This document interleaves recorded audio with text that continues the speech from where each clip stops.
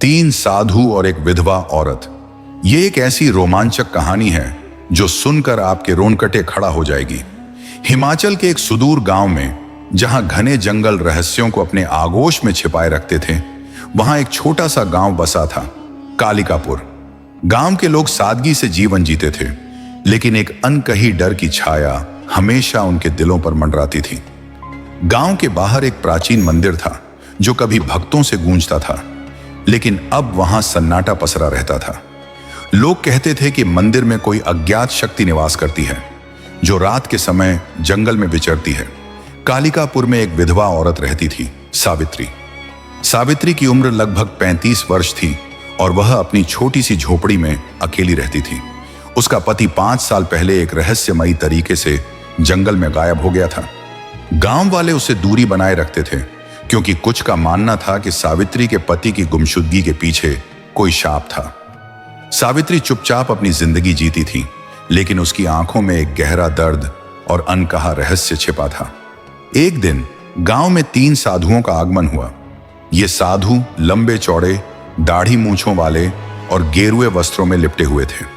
उनके चेहरों पर एक अजीब सी शांति थी, लेकिन उनकी आंखें कुछ और ही कहानी बयां करती थीं। गांव वालों ने उन्हें मंदिर के पास एक पुरानी धर्मशाला में ठहरने की जगह दी। साधुओं के नाम थे स्वामी अग्निवेश, स्वामी निरंजन और स्वामी विद्या। तीनों साधु दिन में मंदिर में पूजा करते और रात में जंगल की ओर चले जाते। गांव वाले उनके इस व्यवहार से हैरान थे, लेकिन कोई सवाल करने की हिम्मत नहीं जुटा पाता था।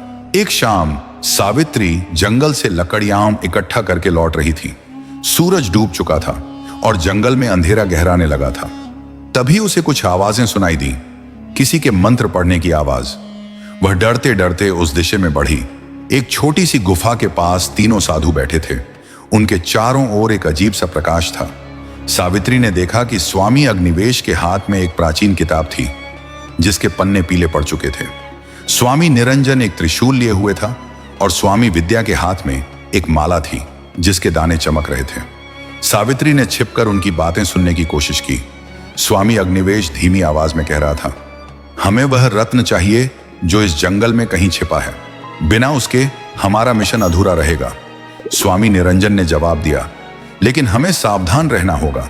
गांव वाले कुछ जानते हैं, खासकर वह विधवा। सावित्री का दिल जोर जोर से धड़कने लगा। वह समझ गई कि साधु उसकी बात कर रहे थे। वह चुपके से पीछे हटी, लेकिन उसका पैर एक सूखी टहनी पर पड़ गया और आवाज हुई। साधुओं ने तुरंत उस दिशा में देखा। स्वामी विद्या ने तेज आवाज में कहा, कौन है वहां? सावित्री भागने लगी, लेकिन स्वामी निरंजन की तेज नजरों ने उसे देख लिया।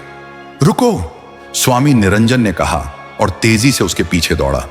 सावित्री जंगल के घने रास्तों से भाग रही थी, लेकिन स्वामी निरंजन ने उसे पकड़ लिया। तुम यहां क्या कर रही थी? उसने गुस्से से पूछा। सावित्री ने डरते हुए कहा, मैं बस लकड़ियां लेने आई थी, मैंने कुछ नहीं देखा। स्वामी अग्निवेश और स्वामी विद्या भी वहां पहुंच गए। स्वामी अग्निवेश ने सावित्री को गौर से देखा और कहा, तुम सावित्री हो, है ना? हमें तुमसे कोई दुश्मनी नहीं है, लेकिन अगर तुमने हमारी बातें सुनी हैं तो तुम्हें चुप रहना होगा। सावित्री ने सहमति में सिर हिलाया और वहां से भाग निकली। उस रात वह अपनी झोपड़ी में सो नहीं पाई। साधुओं की बातें उसके दिमाग में घूम रही थी। रत्न, मिशन, ये साधु आखिर चाहते क्या हैं? उसने सोचा। अगले दिन सावित्री ने फैसला किया कि वह साधुओं पर नजर रखेगी। वह जानना चाहती थी कि वे क्या छिपा रहे हैं। उसने अपने पति की गुमशुदगी को भी इस रहस्य से जोड़कर देखा। शायद साधुओं का मिशन और उसके पति का गायब होना एक दूसरे से जुड़े हुए थे। वह दोपहर के समय चुपके से मंदिर के पास गई। साधु वहां नहीं थे। उसने मंदिर के पीछे एक पुराना कुआं देखा जो सूख चुका था। कुएं के पास कुछ अजीब से निशान थे, जैसे किसी ने वहां खुदाई की हो। सावित्री ने निशानों को ध्यान से देखा। तभी उसे एक छोटा सा ताबीज मिला, जिस पर संस्कृत में कुछ लिखा था। वह उसे अपनी साड़ी में छिपाकर घर लौट आई। रात को सावित्री ने ताबीज को ध्यान से देखा। उस पर लिखा था, यत्र रत्नम तत्र शक्ति। इसका अर्थ था, जहां रत्न है वहां शक्ति है। सावित्री का शक और गहरा हो गया। उसने सोचा कि यह रत्न वही है जिसकी बात साधु कर रहे थे, लेकिन यह रत्न था क्या और यह जंगल में कहां छिपा था? इसी बीच साधुओं को सावित्री पर शक होने लगा। स्वामी निरंजन ने कहा, हमें उस औरत पर नजर रखनी होगी, वह कुछ जानती है। स्वामी विद्या ने सुझाव दिया, हमें उसे अपने पक्ष में करना होगा। अगर वह हमारे खिलाफ गई तो हमारा मिशन खतरे में पड़ सकता है। सावित्री ने अगले दिन फिर से जंगल में जाने का फैसला किया। वह उस गुफा के पास पहुंची जहां उसने साधुओं को देखा था। गुफा के अंदर एक संकरी सुरंग थी जो नीचे की ओर जाती थी। सावित्री ने हिम्मत जुटाई और एक मशाल लेकर सुरंग में उतर गई। सुरंग के अंत में एक बड़ा सा कक्ष था जिसकी दीवारों पर प्राचीन चित्र बने थे। चित्रों में एक विशाल रत्न को दर्शाया गया था जो एक शिवलिंग के पास रखा था। सावित्री को समझ आ गया कि यह रत्न मंदिर से जुड़ा है, लेकिन तभी उसे पीछे से किसी के कदमों की आहट सुनाई दी। वह डर गई और एक पत्थर के पीछे छिप गई। स्वामी अग्निवेश और स्वामी विद्या गुफा में दाखिल हुए। स्वामी अग्निवेश ने कहा, हमें जल्दी करना होगा, पूर्णिमा की रात को रत्न की शक्ति अपने चरम पर होगी। सावित्री ने सुना कि साधु पूर्णिमा की रात को मंदिर में कोई अनुष्ठान करने वाले थे। वह चुपके से गुफा से निकल आई और गांव लौट गई। उसने फैसला किया कि वह गांव वालों को सच्चाई बताएगी, लेकिन उसे डर था कि कोई उसका यकीन नहीं करेगा। पूर्णिमा की रात आ गई। चांद की रोशनी में जंगल और मंदिर चमक रहे थे। सावित्री ने गांव के कुछ विश्वसनीय लोगों को साधुओं की योजना के बारे में बताया, लेकिन केवल एक बूढ़ा ज्योतिषी पंडित रामदास उसकी बात पर यकीन करने को तैयार हुआ। पंडित रामदास ने कहा, यह रत्न कोई साधारण रत्न नहीं है, यह कालिका रत्न है जो अनंत शक्ति का स्रोत है।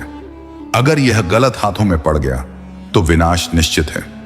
सावित्री और पंडित रामदास मंदिर की ओर बढ़े। मंदिर के अंदर साधु एक बड़े अनुष्ठान की तैयारी कर रहे थे। उनके सामने एक शिवलिंग था और उसके पास एक चमकता हुआ रत्न रखा था। सावित्री ने देखा कि स्वामी निरंजन के हाथ में वही त्रिशूल था जिसे उसने गुफा में देखा था। पंडित रामदास ने सावित्री को इशारा किया कि वह रत्न को हटाने की कोशिश करे। सावित्री चुपके से शिवलिंग के पास पहुंची, लेकिन स्वामी विद्या ने उसे देख लिया। रुको, उसने चिल्लाया। साधुओं ने सावित्री को पकड़ लिया, लेकिन तभी पंडित रामदास ने मंत्र पढ़ना शुरू किया। उनके मंत्रों की शक्ति से साधु एक पल के लिए स्तब्ध हो गए। सावित्री ने मौका पाकर रत्न को उठा लिया और मंदिर से बाहर भागी। साधु उसके पीछे दौड़े। जंगल में एक रोमांचक पीछा शुरू हुआ। सावित्री ने रत्न को अपनी साड़ी में छिपाया और जंगल के गहरे हिस्से में भागती रही। जंगल के बीच एक प्राचीन वृक्ष के पास सावित्री रुक गई। उसने देखा कि रत्न की चमक बढ़ रही थी। तभी साधु वहां पहुंच गए। स्वामी अग्निवेश ने कहा, हमें वह रत्न दे दो सावित्री, यह तुम्हारी समझ से परे है। सावित्री ने हिम्मत से जवाब दिया, मैं जानती हूं कि यह रत्न क्या है। यह शक्ति का स्रोत है, लेकिन यह विनाश भी ला सकता है। मैं इसे तुम्हें नहीं दूंगी। तभी एक अजीब सी घटना हुई। रत्न की चमक इतनी तेज हो गई कि साधु पीछे हट गए। एक आकृति प्रकट हुई। यह सावित्री का पति था जो 5 साल पहले गायब हो गया था। उसने कहा, सावित्री, तुमने सही किया। यह रत्न मेरे पास था, लेकिन मैं इसे गलत हाथों में नहीं पड़ने देना चाहता था, इसलिए मैंने इसे जंगल में छिपा दिया और खुद गायब हो गया। सावित्री की आंखों में आंसू थे। उसने रत्न को अपने पति को सौंप दिया। तभी एक तेज रोशनी हुई और रत्न गायब हो गया। साधु हैरान रह गए। स्वामी अग्निवेश ने गुस्से से कहा, तुमने हमारा मिशन बर्बाद कर दिया। लेकिन स्वामी विद्या ने कहा, शायद यह रत्न किसी के पास नहीं होना चाहिए। सावित्री का पति उसे आखिरी बार मिला और कहा, मुझे अब जाना होगा सावित्री, तुमने साहस दिखाया। इसके बाद वह आकृति गायब हो गई। साधु गांव छोड़कर चले गए। गांव वालों ने सावित्री को एक नायिका की तरह सम्मान दिया। कालिकापुर में फिर से शांति लौट आई। सावित्री अब अकेली नहीं थी।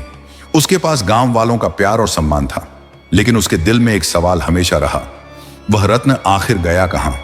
कहानी का अंत एक रहस्य के साथ हुआ जो कालिकापुर के जंगल में कहीं छिपा रहा। शायद वह रत्न फिर कभी किसी के सामने आए, या शायद वह हमेशा के लिए गायब हो गया। लेकिन सावित्री की हिम्मत और साहस की कहानी गांव में अमर हो गई।